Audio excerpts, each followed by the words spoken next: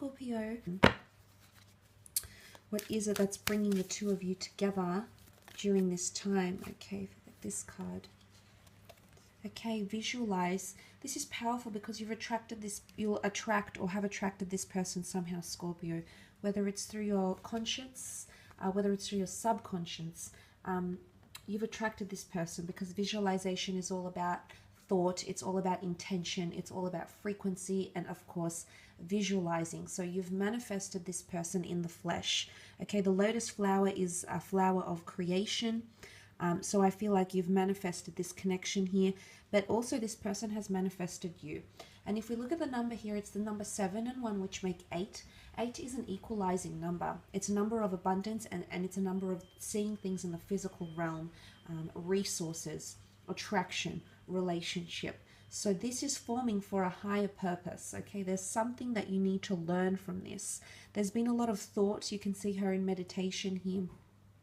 Thought, intention, and energy that has gone into attracting this person. But I also want to say that this relationship can be something that you can mold through law of attraction. So if that makes any sense at all for any of you watching, it's almost like you can have a very idealistic relationship because you can mold it.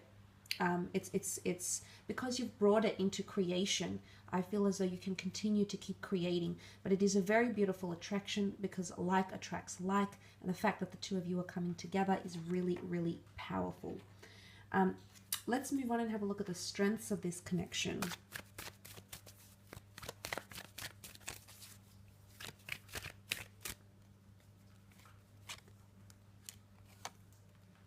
Okay, very powerful to have the 6 of Wands. This is your ability to overcome obstacles and overcome them quite quickly and in a very good manner.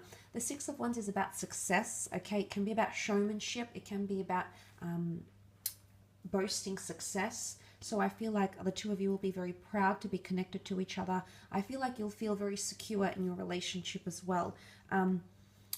The 6 of Wands is your ability to overcome arguments, overcome debate, overcome opposition, or overcome conflict.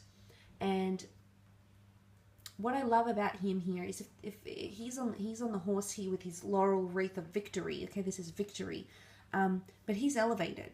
And what I think this translates to here, Scorpio, is that you'll be elevated to this person, and this person will be elevated for you. So there's a lot of respect, there's a lot of admiration, and there's a lot of importance that you're going to place on this person. But this will be reciprocated, and this can definitely lead you into a successful and smooth running relationship. Attraction will also be one of your strong points, a very strong spiritual or sexual connection. This will help your relationship create more bondship and or intimacy with that 6 of Wands energy. Okay, you also have the 10 of Swords as one of your strengths. This is air energy, so this is all about communication, way of thinking, way of communicating with each other. And if the 10 of Swords is coming up as your strength, then it's your ability to heal together. I don't know if this is from the past. I don't know if you'll encounter things together, but your ability to move past it, to surpass these obstacles, will definitely be one of your strong points. It's also ending negative energy. You can see the darkness here. There's something new that dawns on the horizon, and it can be described as an old way of life dying. So I feel the two of you will help either overcome each other's darkness, insecurities, addictions, pains, traumas, or betrayals. I don't think this is a relationship that's going to have betrayals. I think it's more to do with the fact that you can heal from them. And again, putting an end to the darkness. So if there is toxic energy, if there is toxic behavior, if there is mind games, the fact is one of your strengths is your ability to acknowledge that, to realize it, put it out there in the open, and then do away with it. Remove that toxic energy from your relationship, from this person. So I really feel like the reason why you've been brought together is to help change, is to help the both of you change as people, but it's also to get rid of some sort of darkness that's around you. Don't know if it's depression, I don't know if it's other preconceived notions of love given your past or given their past, but it might have something directly linked with that, Scorpio. Let's have a look at areas where you may face challenge.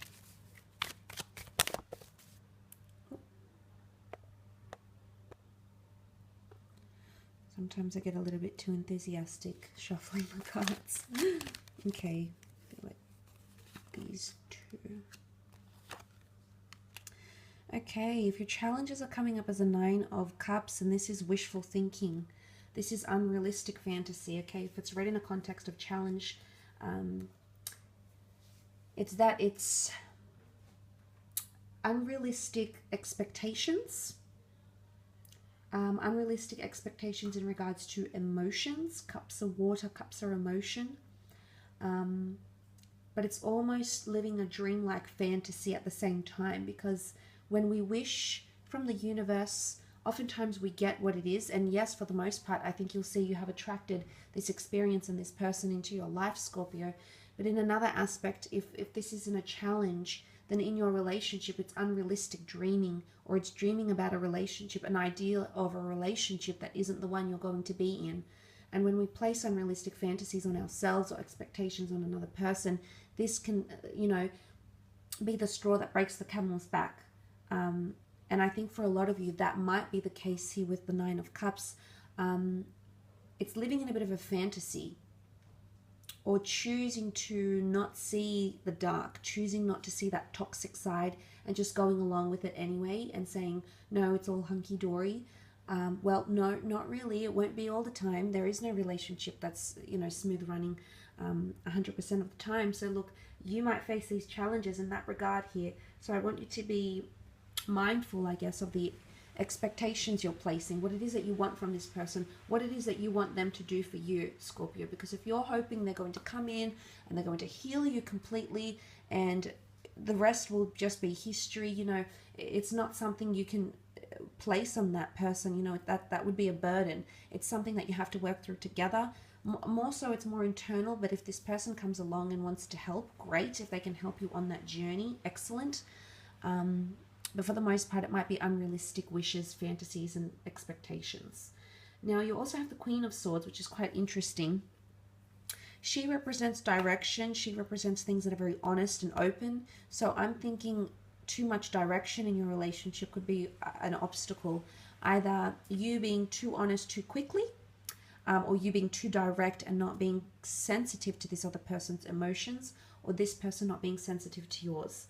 Now, the Queen of Swords also represents important topics, major discussions, and openness. So I feel like if you need to address major issues in your connection, you might struggle doing that, okay? You might struggle opening up about the big things, okay? About the big topics, the sensitive issues. Where is this relationship going, etc. So it's major topics, issues, important things that need to be addressed with the Queen of Swords. But I also see her as a teacher. So I'm not sure if one of you will want to teach the other or the other will want to teach you. But it could lead to frustrations.